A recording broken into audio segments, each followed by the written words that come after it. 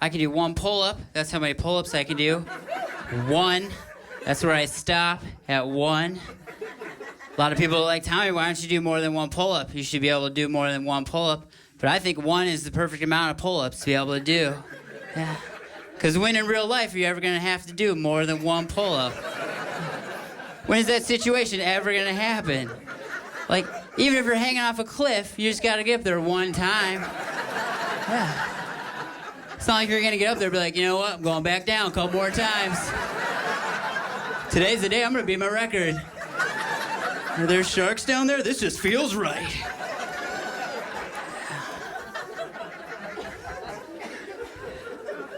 I just got a new puppy. That was exciting. Yeah, got a new puppy. Thank you for my purchase. That was good. A lot of people were mad at me. They're like, "Why'd you get a new puppy? You should get a rescue dog. You should get a dog and get a rescue dog." And I understand that. Like, I support that rescue dogs 100%. But I've had rescue animals my whole life. Like, I was like, I just want one fresh one, one time. Can't I just have a brand new one that I can mess up and somebody else can rescue it later?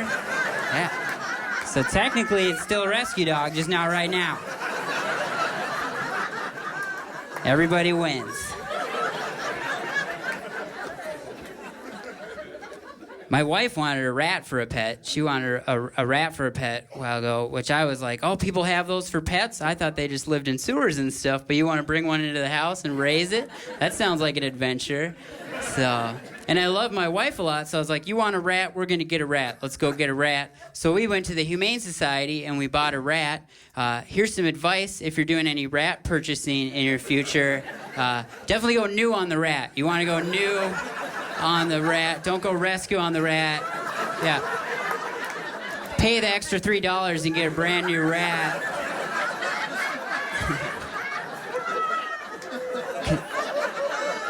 Because we bought a used elderly senior citizen rat. And rats only live 2 to 3 years. So this guy lived 4 months and then he died. And he died in Megan's hands. Like, she was in the living room. I was in the kitchen making a grilled cheese, having the time of my life. And then the other room, I just heard, like, this deep sadness that I'd never heard, like, real guttural. Like, I was like, is she watching What's Eating Gilbert Grape without me? Like, what? She knows I love that movie. So I ran in to investigate, and she was just holding this dead rat in her hands. And I felt super bad, because that was her pet and everything. But I was also like, we need to get that dead rat out of your hands as soon as possible. Because I'm pretty sure that's what took Europe out. So probably shouldn't be in our living room right now. So we put the rat in a shoebox and double bagged it in some Target bags and put it on our deck. And then I was like, what do you want to do with the rat? And she's like, I want to bury it. But this was February in Minnesota, so I was like, well, it's a little frozen out there. That might not work out. So I was like, what are our other options? And then she's like, I want to cremate the rat. And I was like, what?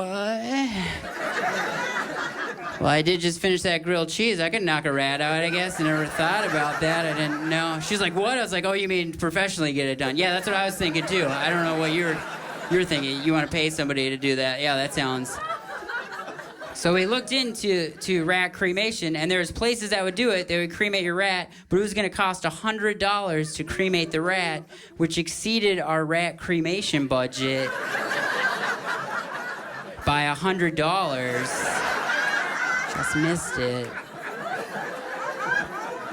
So then the rat was sitting on our deck for a couple days, which was kind of like a visitation for the other neighborhood animals to say their goodbyes, like the dogs and the cats.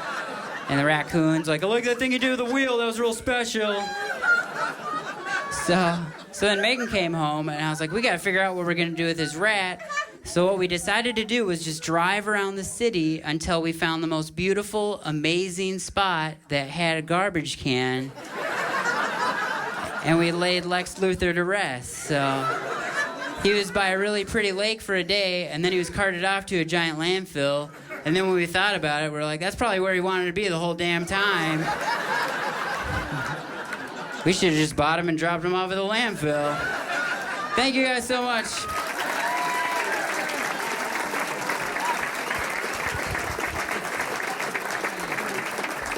Tommy Ryman.